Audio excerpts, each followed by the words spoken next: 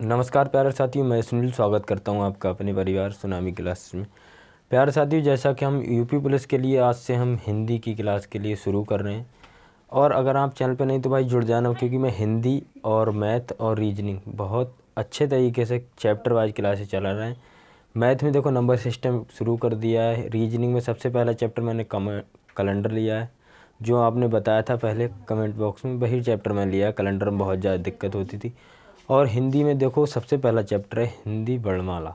तो वर्णमाला में देखो, यहाँ से अगर हम हिंदी के लिए शुरुआत करते हैं तो सबसे पहले हमारे लिए वर्णों का ज्ञान होना बहुत ज़रूरी है।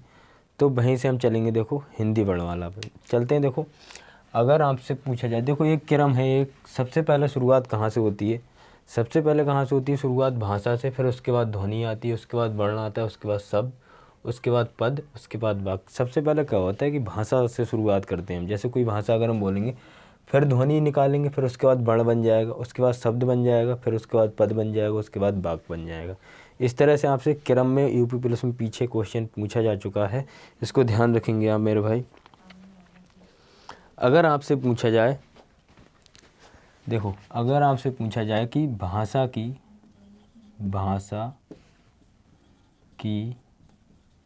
सबसे छोटी इकाई, अगर आपसे भाषा की सबसे छोटी इकाई पूछी जाए तो मेरे भाई ध्यान रखेंगे कि भाषा की सबसे छोटी इकाई कौन सी होती है? ध्वनि होती है। ये कई बार डायरेक्ट पूछ लिया जाता है, इसके लिए ध्यान रखेंगे आप। अगर वहीं आपसे पूछा जाए कि भाषा की सबसे छोटी लिखित इकाई, तो लिखित इकाई मेरे भाई क्या होती है? भाषा की सबसे छोटी लिखित इकाई क्या होती है मेरे भाई? वर्ण होती है। वहीं पर ध्यान रखेंगे आप। देखो अगर यहाँ पर अगर शब्द की बात करें, देखो शब्द की बात करें तो वर्णों के सार्थक क्रम को शब्द कहा जाता है। इतनी बात ध्यान रखेंगे आप। वर्णों के सार्थक क्रम को क्या कहा जाता है मेरे भाई? शब्द कहा जाता है। अगर यहीं पर अगर आपसे पूछ ले कि भाषा की सबसे लघुत्तम इकाई कौन सी है, देखो अगर आपसे यहीं पर पूछ ले कि भाषा की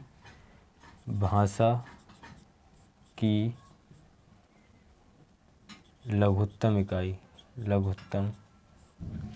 इकाई, तो भाई लघुत्तम इकाई के लिए आप ध्यान रखेंगे कि भाषा की सबसे छोटी लघुत्तम इकाई क्या होती है भाई?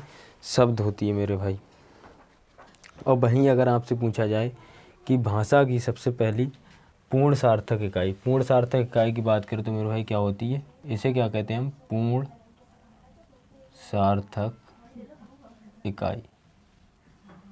सार्थक इकाई।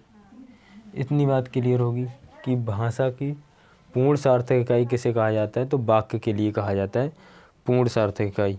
और वहीं पर अगर देखो क्या रह गया है अपना? शब्द हो गए, हाँ पद रह गया अपना। देखो पद क्या होते हैं? पद मेरे भाई क्या होती हैं? जिन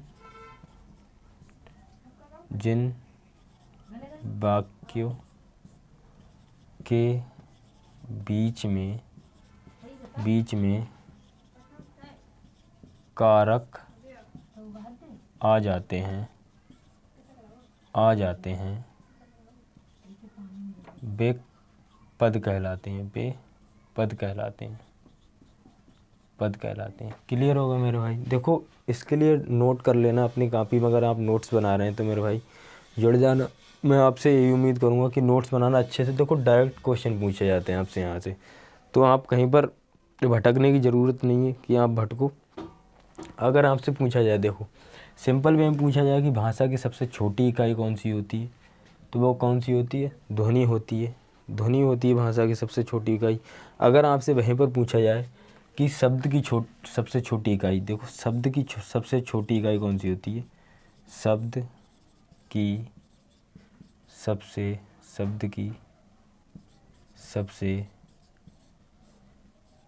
छोटी इकाई शब्द की सबसे छोटी इकाई पूछी जाए तो क्या होती है? वर्ण होती है। क्लियर होगा इतने मेरे भाई? अगले चलते हैं, देखो अगले चलते हैं। अगर यहाँ पर देखो, और अगर यहाँ पर इसे इरेज कर दूँ तो ठीक रहेगा। इरेज कर रहा हूँ मेरे भाई, देखो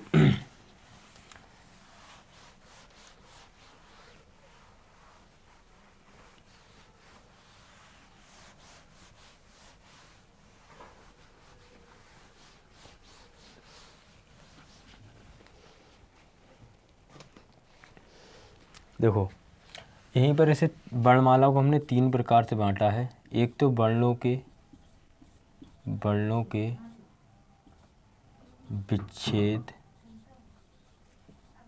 विच्छेद के आधार पर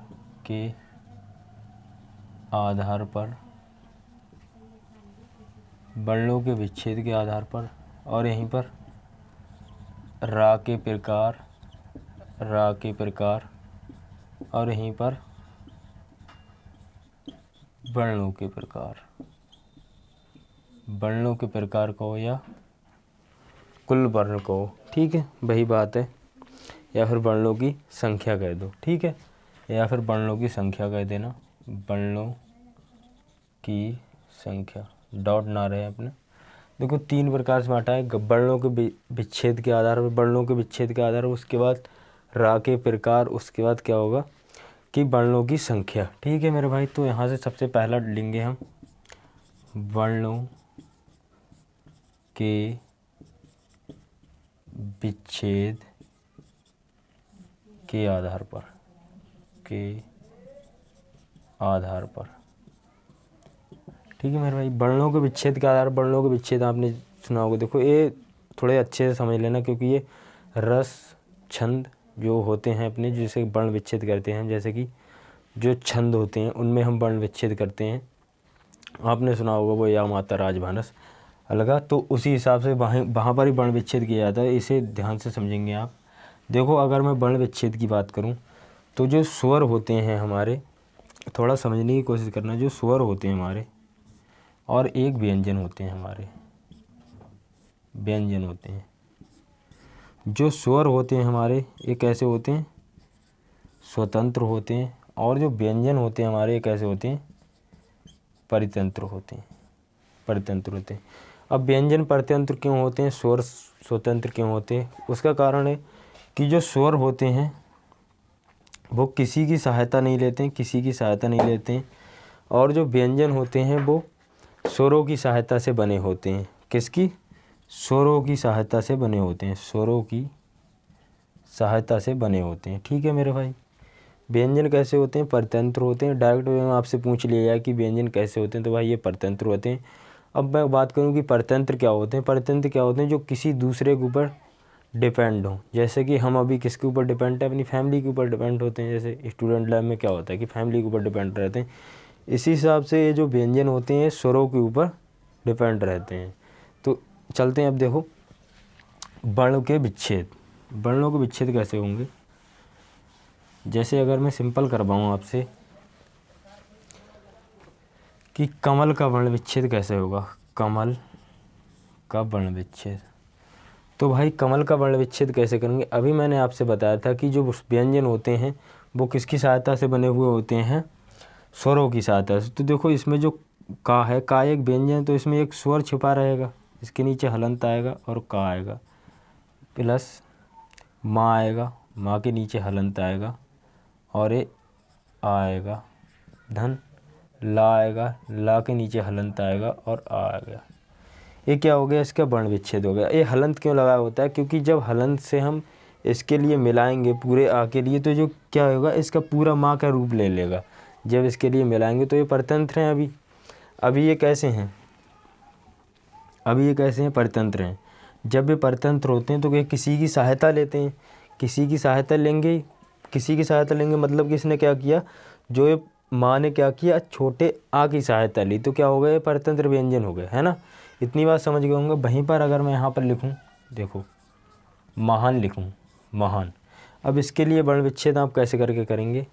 इसके लिए मेरे भाई कैसे कर करेंगे? देखो माँ हलंत आ प्लस हा प्लस बड़ा आ और प्लस ना प्लस आ। क्लियर है इतना भाई? एक समझाने की बात नहीं है, आप समझ रहे होंगे, क्योंकि यहाँ पर बड़ा आ है यहाँ पर, तो बड़े आ लगेगा यहाँ पर। अगर केवल हा होता तो वहाँ पर छोटा हा लग जाता, मतलब सॉरी छोटा आ लग जाता। ठीक है मेरे भाई, इतना क्लियर होगा आपके लिए। वहीं पर देखो थोड़ा बड़े की ओर चलते हैं अब हम। देखो अगर यहीं पर आ जाए महोत्सव का वर्ण विच्छेद आ जाए, कोई आधा अक्षर वाला, अगर आप नहीं सोच पा रहे हैं, देखो महोत्सव का वर्ण विच्छेद आ जाए, तो महोत्सव में वर्ण विच्छेद, इसके लिए आप थोड़ा सोचेंगे, उसके बाद मैं बता रहा हूँ। अगर इसका वर्ण विच्छेद होगा, देखो आपने सोच लिया हो कि किस तरह से होगा। देखो अगर इसका वर्ण विच्छेद करेंगे तो हम कैसे करके होगा, माँ होगा, माँ के नीचे हलंत आएगा, और आ होगा, क्या है, हा है, और हा आएगा। इधर क्या आएगा, स्वर की सहायता किसकी ली, इसने ओ की सहायता ली, और ये ता है। अभी मैं जो आपके लिए बता रहा था कि इसकी सहायता ले रहा था तभी व्यंजन पूरा बन रहा था, तो वहाँ पर इसने किसी की सहायता नहीं लेगा, तो केवल ता आधा है तो ये आधा ही रहेगा ना। फिर आ गया सा, हमारा सा पूरा है तो सा कैसा रहेगा, सा और आ। और यहीं पर जैसे कि बा की बात करें हम, तो बा कैसा रहेगा, वाह कहते हैं जैसे हम, और ये ऐसा रहेगा। ठीक है मेरे भाई, इतना समझ गए होंगे। महोत्सव का वर्ण विच्छेद एक्यूरेट आप समझ गए होंगे। देखो माँ की हमने आधा किया, सॉरी यहाँ पर देखो इसके नीचे हलंत लगाना भूल गए। ध्यान रखना, अगर हलंत आप भूल गए तो गलत हो जाएगा, और एग्जामिनर हमसे जब पूछता है तो हलंत का ही डिफरेंट होता है और कोई अंतर नहीं होता है। हलंत का ही अंतर होगा आपके लिए। एग्जाम्पल कोई पूछ लिया होगा ऊपर वर्ण विच्छेद, जैसे कि महात्मा पूछ लिया, अब वर्ण विच्छेद आप आराम से कर पाएंगे, मैंने जैसे जैसे बताया आपके लिए। ठीक है, देखो अगले की ओर चलेंगे अब हम। देखो अगर आपसे यहीं पर कृतघ्न का पूछ ले, कृतघ्न, कृतघ्न का पूछ ले, कृतघ्न का कैसे करेंगे। देखो अगर हम इसकी बात करें, जैसे जो पहला अक्षर है कृतघ्न लिखा हुआ है, तो ये कैसा रहा होगा, आधा रहा होगा। और इसके नीचे जो क्या टंगा है, ऋण टंगा है, तो ऋण कैसा रहा होगा, आधे आधे अक्षर रहे होंगे। तो यहीं पर इसकी वर्ण विच्छेद करेंगे। देखो कैसे करके होगा, का हो जाएगा, का के नीचे हलंत आ जाएगा, यहाँ पर ऋण हो जाएगा, ऋण के नीचे हलंत आ जाएगा, ऋण के नीचे हलंत आ जाएगा। फिर देखो यहाँ पर ता आ जाएगा, ता के नीचे हलंत आ जाएगा, यहाँ पर आ जाएगा, यहाँ पर घा आ जाएगा, तो घा कैसा है, आधा है यहाँ पर, तो इसके नीचे हलंत आ जाएगा। यहाँ पर ना आ जाएगा प्यारे साथी, और यहाँ पर आ जाएगा, आ जाएगा। ठीक है मेरे भाई, क्लियर होगा इतना आपके लिए, क्लियर होगा आपके लिए कि कृतघ्न का अगर वर्ण विच्छेद आपसे कराएंगे तो कर देंगे आप आराम से। अगर कोई और वर्ण विच्छेद कराएंगे तो आप कर देंगे। मैं जिस तरह से समझा रहा हूँ, देखो ज़रूरी नहीं कि एग्ज़ाम में आपके लिए ये मिल जाए, कोई डिफरेंट टाइप का कोई क्वेश्चन मिलेगा तो उसके लिए आप आराम से वर्ण विच्छेद कर देंगे। देखो आधे अक्षर का भी आपके लिए बता दिया है, पूरे अक्षर का भी बता दिया है, किस तरह से तोड़ेंगे आप वो भी बता दिया है मैंने। ठीक है मेरे भाई, देखो अगर आप देखो, अगर यहीं पर थोड़ा इसे इरेज कर रहा हूँ मैं, आप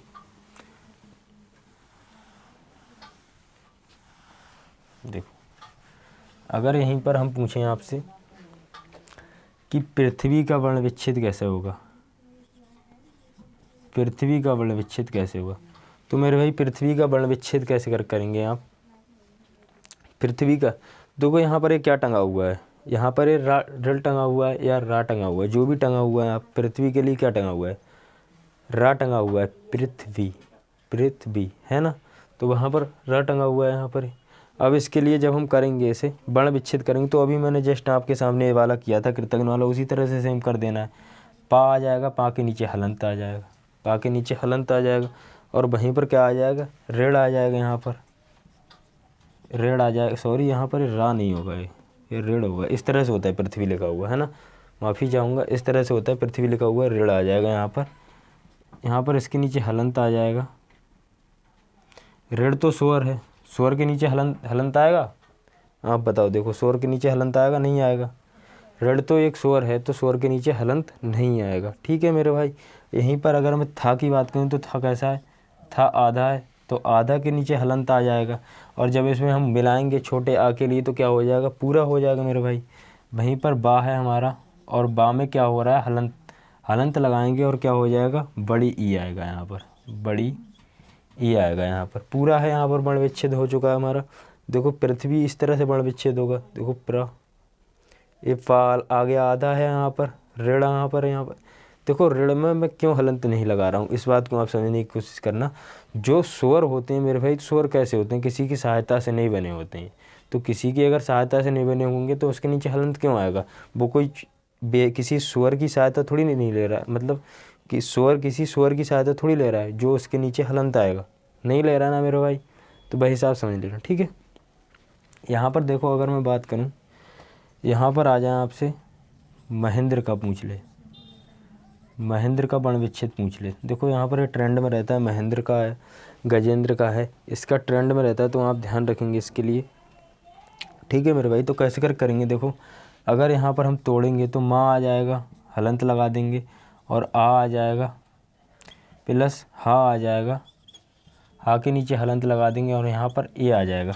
अब आप ये ना सोचिए कि यहाँ पर ए क्यों नहीं आया। ए यहाँ पर कब आता, जब यहाँ पर दो मात्रा लगी होती और ए होता है यहाँ पर, तब कहाँ और कहा आ जाता कि ए आ जाता। यहाँ पर ए इसलिए आया, ठीक है मेरे भाई। तो ना कैसा है यहाँ पर, ना कैसा है यहाँ पर, आधा है, ना कैसा है यहाँ पर, आधा है, तो आधे के नीचे क्या लगाएंगे, फिर क्या है हमारा दा। यहाँ पर दा मेरे भाई कैसा रहता है, दा यहाँ पर कैसा रहता है, आधा दा रहता है। और जो रा होता है, जो रा कैसा रहता है, तो पूरा रा रहता है। तो यहाँ पर क्या करेंगे हम, इस तरह से हलंत आ जाएगा इसके नीचे, और इधर आ जाएगा इसके नीचे, ठीक है मेरे भाई। क्लियर होगा इतना आपके लिए, क्लियर होगा। महेंद्र में क्या होता है, माँ होता है, माँ का हलंत लगाएंगे हम नीचे, आ लगाएंगे, तो इनको जब मिलाएंगे जब इसके लिए, तो माँ बन जाएगा। यही बात है ना, यही बात मैं पीछे बोल रहा हूँ। इनके लिए जब हम हाँ और इसके लिए मिलाएंगे तो क्या बन जाएगा हमारे भाई, ये हो जाएगा।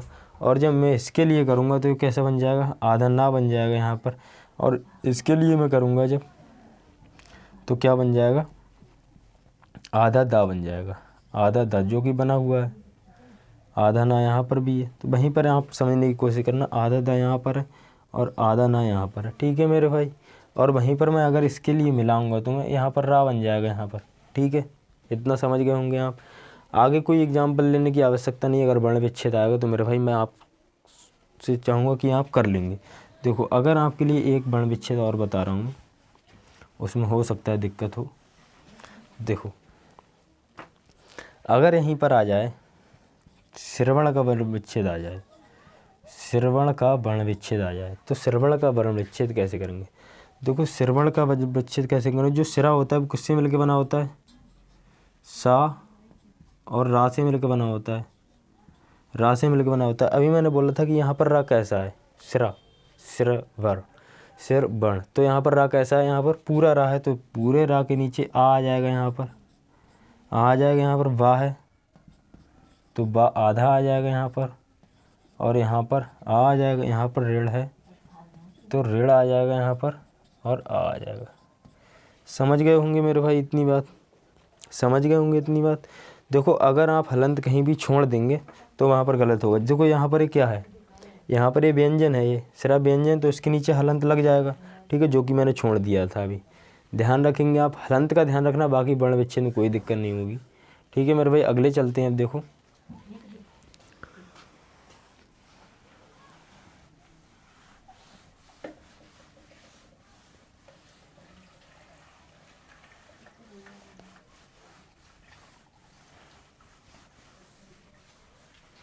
देखो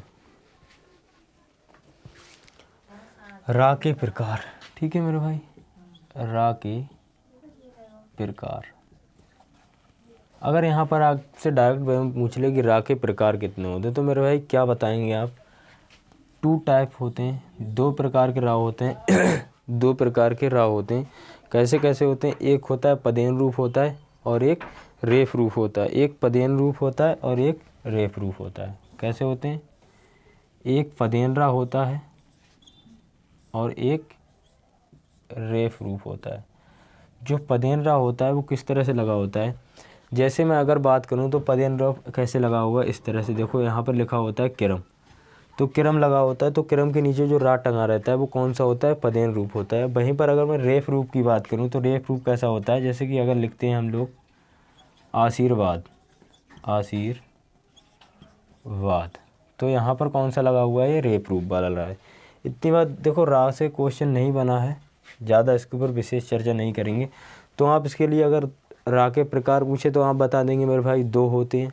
यहीं पर अगर तुमसे पूछ ले कोई, जैसे शब्द लिख दे या फिर कोई तो लिख देगा, तो आप बता देंगे कि इसमें कौन सा रा का मतलब कौन से रा का जो इस्तेमाल यूज किया गया, तो आप बता देंगे कौन से रा का उपयोग किया गया, बता देंगे आप।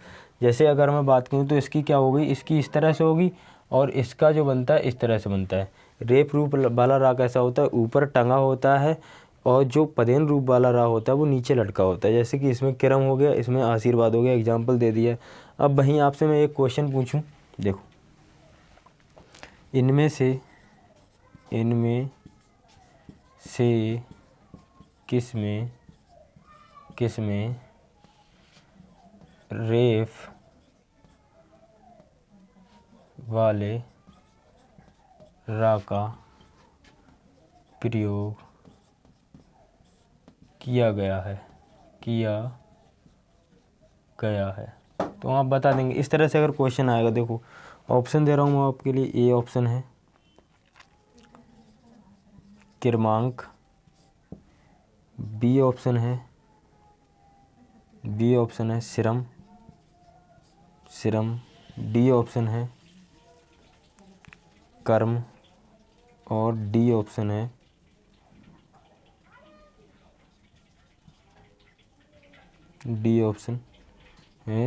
इनमें से कोई नहीं।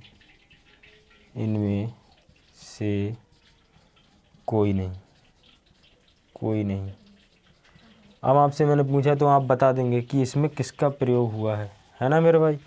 क्रमांक में हुआ है कि सिरम में हुआ है कि कर्म में हुआ है। मैंने पूछा था कि इनमें से किस में रेफ वाले रा का प्रयोग किया गया, तो आप बता देंगे कि आप आसानी से बता पा रहे होंगे कि कर्म वाले में रेफ रा वाले का प्रयोग हुआ है। ठीक है मेरे भाई, इतनी बात आप समझ गए होंगे। ठीक है, इरेज कर रहा हूँ मैं इसे।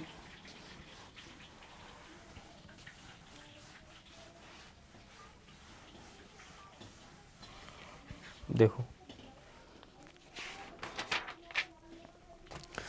अब हमारी क्या रहेगी, वर्णमाला, जिसे हम कहते हैं वर्णमाला के प्रकार,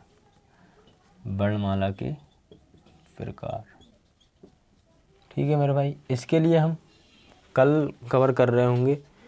अगर चैनल पर नहीं तो भाई सब्सक्राइब कर लेना, कल की क्लास में से हम पूरा कर रहे होंगे। और आपने अभी मैथ के लिए नंबर सिस्टम की क्लास मैंने शुरू की एकदम बेसिक से, वो नहीं देखी तो जाके देखो। जाके डेली क्लास रहती है हिंदी की, रात 7 बजे, 7 से 8 के बीच में, 8 बजे रहेगी एग्जैक्ट, 7:30 बजे से क्लास रहेगी, 7:30 से 8 तक। ठीक है मेरे भाई, 7:30 से 8 बजे तक, 7:30 पर। ठीक है, 7:30 पर। ठीक है, लाइव रहेगी, चाहे प्राइमर लगा दूंगा मैं आपके लिए। ठीक है, वहीं पर अगर मैं मैथ की बात करूं तो मैथ की क्लास कैसे रहती है, मैथ की क्लास मॉर्निंग में 8 बजे रहती है। और वहीं मैं अगर रीजनिंग की क्लास की बात करूं तो ये 2 PM पर रहती है। तीनों क्लास प्राइमर लगा रहेगा आपके लिए, लैब क्लास की तरह काम करेंगी। जुड़ जाना अगर आप नहीं जुड़े हैं। ठीक है मेरे भाई, मिलते हैं कल की क्लास में, बने रहिएगा। धन्यवाद।